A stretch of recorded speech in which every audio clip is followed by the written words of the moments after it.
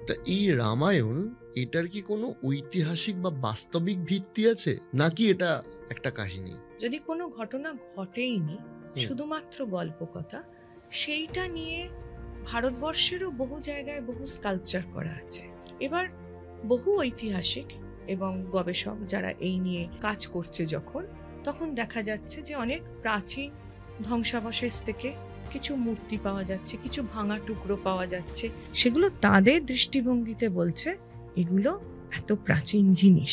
এবার আরেকটা মত হচ্ছে যেটা আপনি বলছিলেন যে কল্পকাহিনী বা যেটাই হোক, যদি এগুলো সবটাই কল্পকাহিনী হবে, তাহলে কল্পনাতে মানুষ এত দূর কি করে দেখতে পায়? এবং যারা লিখেছেন, বাল্মীকি মুনি যদি প্রথম হন, তো যদি তার কল্পনাকেও যদি আমি ধরে নিই, তাহলে কতটা স্ট্রং তার শক্তি, কতটা শক্তিশালী কল্পনা হলে তিনি একদম ডিটো সমস্ত বর্ণনা দিতে পারেন।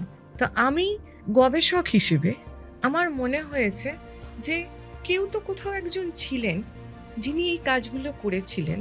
এই যে স্ত্রীকে উদ্ধার করা, বা এই যে বাবার আদেশে আমি চলে যাচ্ছি, আমার কালকে রাজা হবার কথা, আমি আজকে জানলাম যে না, আমি রাজা তো হবই না, আমাকে 14 বছরের জন্য চলে যেতে হবে। তো এগুলো হচ্ছে একটা শিক্ষা, এটা হচ্ছে ওবিডিয়েন্সি। আমার মনে হয় রামায়ণ আমাদের জীবন কথা।